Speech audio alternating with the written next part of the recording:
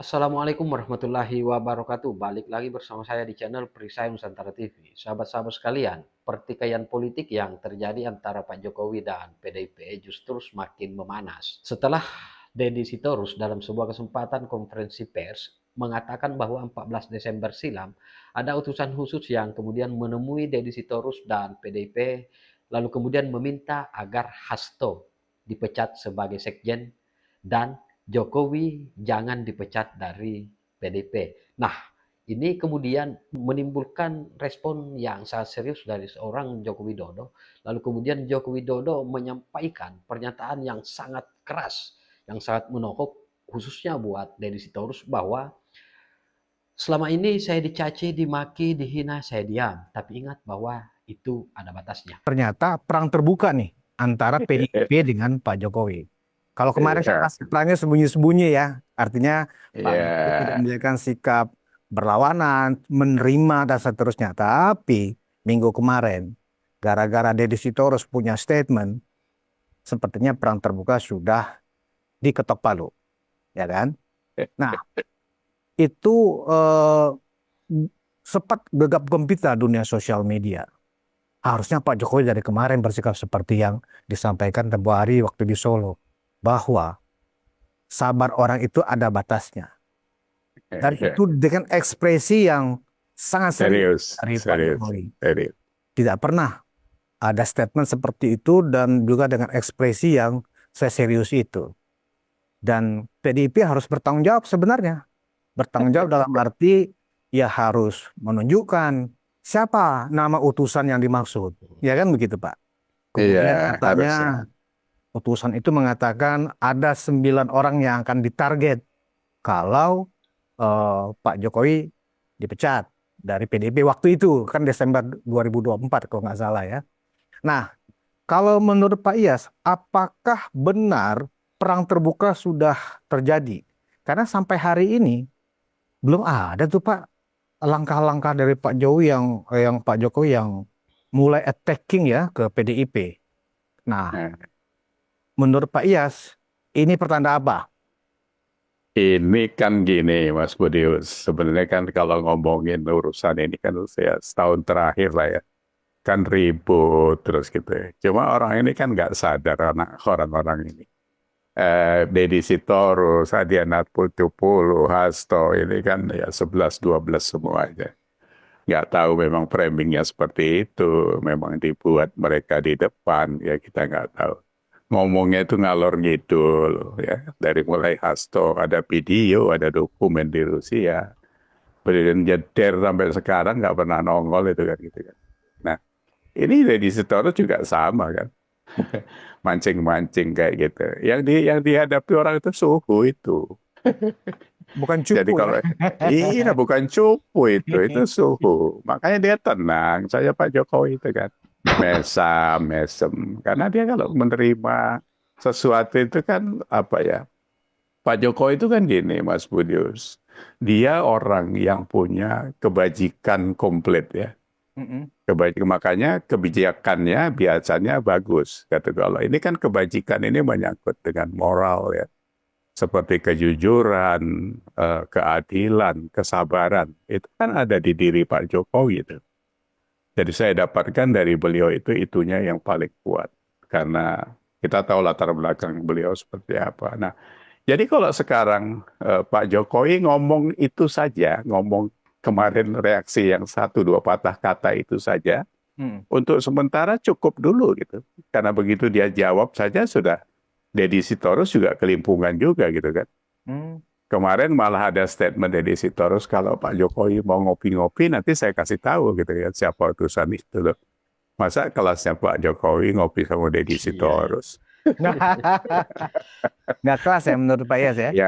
Ya bukan Beda bukan kelas, Bro. merendahkan Deddy Sitorus. Iya, iya. Tapi kalau mau cari apa ya kelas bantam ya jangan jangan mau main sama kelas berat bos. Ya bisa dikuliti loh gitu kan gitu kan. Ya, itu saya pikir reaksi Pak Jokowi ya seperti Mas Budius katakan tadi dan kawan-kawan di lapangan juga sama.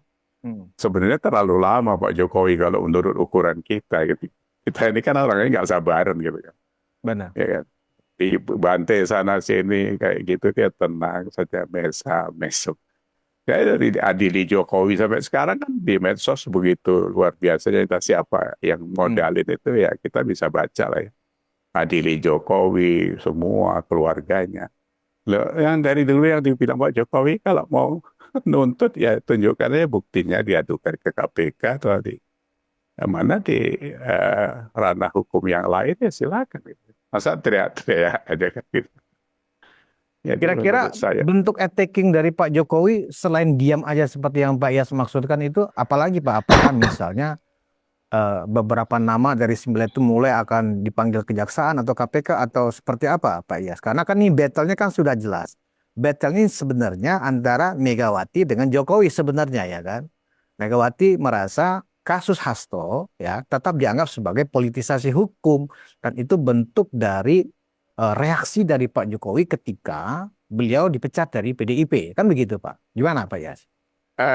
saya sih bisa iya bisa tidak. Rivalitas yang selalu dibangun oleh Bu Mega ini kan efeknya jelek gitu kan. Jadi kan kalau kita pakai analogi yang apa ya, kan sekarang kita selalu bilang di negeri ini kan kalau bisa dipersulit ngapain dipermudah gitu kan. Nah kalau Bu Mega kalau bisa dipermusuh ngapain diperkawan kan gitu. Jadi semua yang berseberangan dijadiin musuh gitu. Sebenarnya kan itu tidak bijak dari dulu kan seperti itu. Nah, kalau urusan dengan beda pilihan yang memicu sampai sekarang ini ya orang semua tahu lah. Karena terus efeknya kan Ganjar kalah dan sebagainya. Nah, kalau di pertanyaannya kapan nanti Pak Jokowi bereaksi lebih besar lagi gitu. Saya pikir yang seperti saya katakan tadi, ini orang sabar, orang punya kebajikan yang luar biasa. Ini bulan puasa, pasti dihitung juga sama Pak Jokowi. Ya kan, dia ya orang yang punya sopan santun, punya unggah-ungguh yang begitu kuat gitu, jadi nggak sembarangan. Strateginya nanti apa ya kita nggak tahu. Yang 9 orang ditarget itu juga, apakah itu juga bluffing saja dari Deddy Sitorus kan gitu ya. Nah kalau Hasto sebenarnya ya kasusnya sih kasus umum kan itu Mas Budius. Ya kan, kalau ada suap menyuap, ada penggelapan, terus ada apa ya, ada penghilangan barang bukti yang bisa dibuktikan. Dulu kan harusnya sudah ketangkep Harun Masiku kan ada informasi bahwa dihalang-halangi di mana di PT IKA ya atau di mana itu. Nah itu kan kerjaan mereka semua. Jadi kalau kita lihat akumulasinya yang sekarang mereka harus terima itu sebuah proses saja kalau menurut saya. Ya, secara politik bisa saja. Apakah itu dulu ditahan, terus sekarang karena sudah retak menjadi apa? Menjadi peluru untuk menghantam ke PDIP. Ya bisa iya, bisa tidak menurut saya. Pak Jokowi itu apa? Ya sekali lagi yang saya ingatkan apa yang dikatakan Roma Hurmuji waktu Kongres di 2014 sejak Pak Jokowi kepilih pertama kali jadi presiden gitu kan. Yang di Bali itu Pak Jokowi sudah presiden, nggak dikasih ruang pidato, datang disorakin dengan gitu kan. Itu kan memang sudah mulai dimusuhi karena memang permintaan untuk menteri yang lebih banyak kan nggak diladeni Pak Jokowi kan. 4 atau 5 sampai 2019 pun jatahnya tetap segitu. Nah ini kan orang memang beda ya, berwawasan kebangsaan sama berwawasan kekuasaan ini beda jauh.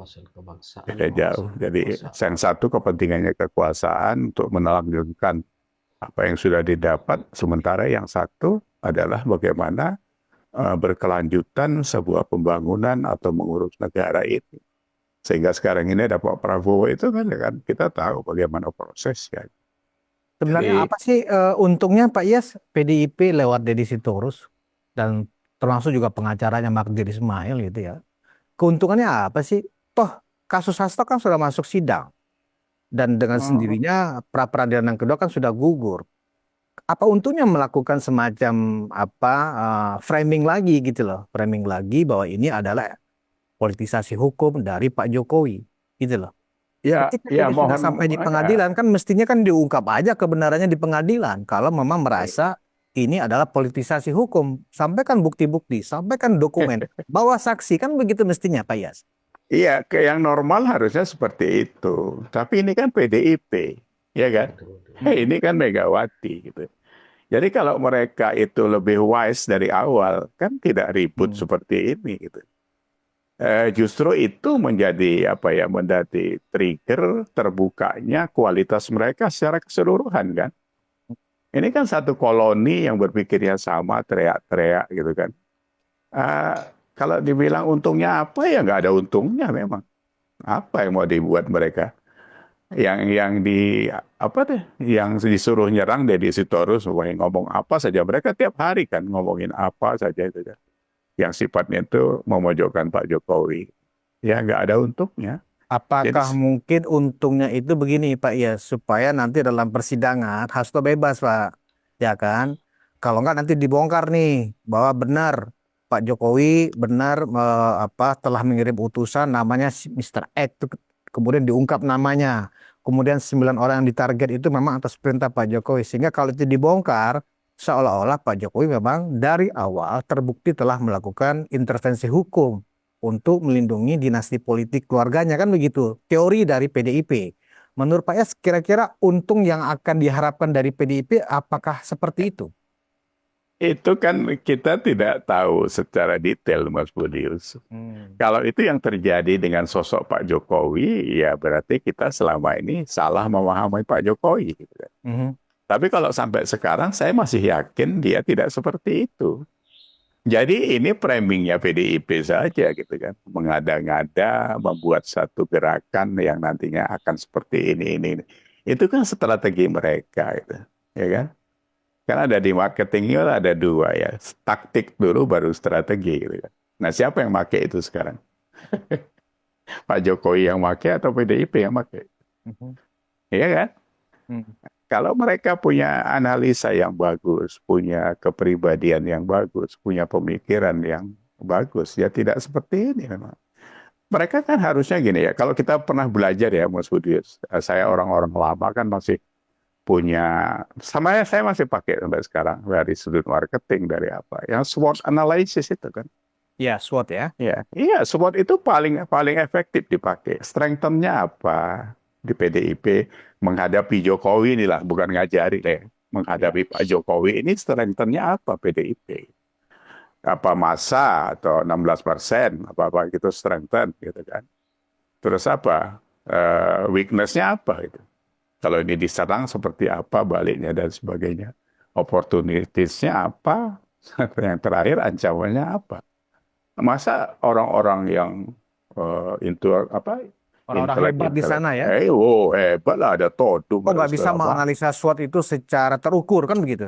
Iya dong, masa aduh, partai besar punya apa nih, punya sekolah partai, punya segala macam. Ini yang dibesarkan apanya di sekolah partai itu? Mulutnya, suaranya. Kan nggak gitu. Jadi kualitasnya yang saya lihat agak sedikit ada question mark juga di situ. Ini kan sekarang udah kebaca orang. Yang membuat mereka makin lemah itu karena medsos begitu terbuka sekarang. Jadi kebaca orang, teriak pagi itu langsung sampai seluruh Indonesia kan. Terus yang diomong itu omong kosong semua. Itu. Dijengkali orang sekarang. Ya, kalau sekarang mau fight sama Pak Jokowi, kalau mereka punya data, punya apa-apa yang bisa menyerang Pak Jokowi, ya silakan saja. Nanti rakyat akan menilai kan gitu Mas Budius. Ya. Kira-kira persepsi publik dengan sikap PDIP yang seperti ini, apakah kemudian, ternyata Pak Jokowi ada begini-begini nih, kemudian menjadi ragu dengan dalam memberikan dukungan selanjutnya kepada Pak Jokowi dan keluarga, atau ternyata itu tidak berpengaruh di mata publik secara mayoritas? Menurut Pak Yas gimana framing yang dibangun oleh Deddy Sitorus ini? Nggak ngaruh. Nggak Nggak ngaruh. Nggak ngaruh sampai sekarang. Saya kan ngobrolnya sama kelas-kelas akar rumput di sini banyak. Nggak ngaruh karena sekarang sudah nggak digubris. Dari sejak kemarin waktu kampanye Pilpres sampai pemilihan itu kan di situ menunjukkan sikap yang luar biasa. Saya kan pernah ngomong sama Mas Budius. Di sekitaran saya ini begitu kuatnya PDIP, ambrol semua. Nah kalau dia udah ambrol di dalam, bagaimana dia mengangkatnya lagi? Apalagi sekarang perang terbuka seperti ini kan, orang makin melihat kualitasnya, apalagi kalau tidak bisa dibuktikan. Wong kemarin Hasto aja ditunggu orang kan itu, ada video, ada segala macam yang dibilang di Rusia, diumpetin di kamarnya Putin kali ya, kemana-mana. Nah, ini jeder nggak ada apa-apanya. Videonya video Hasto beropini sendiri. Ketawa orang tuh. Sudah nggak bisa, Mas. Jadi nggak ada ngaruhnya. Buat saya sih, saya bisa bisa mengatakan itu kok.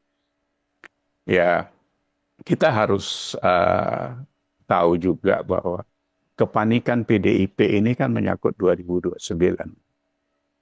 Karena kalau Pak Jokowi masih begitu kuat Mhm. pengaruhnya, siapapun nanti yang diusung menjadi presiden atau pasangan presiden wakil presiden, itu cawe-cawenya dampaknya gede, Bos.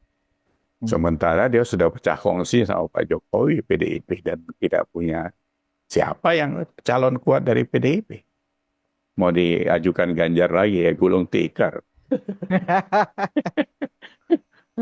Sahabat-sahabat sekalian, saya kira sangat jelas dan detail apa yang kemudian disampaikan oleh Pak Iyas Subiakto terkait tentang konflik yang terjadi antara Jokowi dan PDIP yang hari ini dipertontonkan ke publik, ke masyarakat, itu justru semakin memanas. Dan apakah tidak ada lagi ruang yang kemudian bisa membuat Jokowi dan PDIP, khususnya Ibu Megawati Soekarno Putri sendiri, untuk kemudian duduk bersama melakukan rekonsiliasi politik, untuk kemudian bagaimana mengembalikan marwah ataupun citra dari partai PDIP itu sendiri. Karena saya meyakini di 2029 mendatang, PDIP pasti akan semakin tersungkur karena 80% relawan Jokowi yang kemudian hari ini menyaksikan bagaimana Jokowi diserang, dicaci maki, difitnah oleh elit-elit partai PDIP. Dan terakhir kemarin pernyataan yang kemudian disampaikan oleh Deddy Sitorus. Nah, saya kira demikian konten kali ini, sahabat-sahabat sekalian. Bagaimana respon sahabat-sahabat, tinggalkan di kolom komentar. Terima kasih. Wallahul muwaffiq ila komentar. Wassalamualaikum warahmatullahi wabarakatuh. Salam waras, salam akal sehat, NKRI harga mati.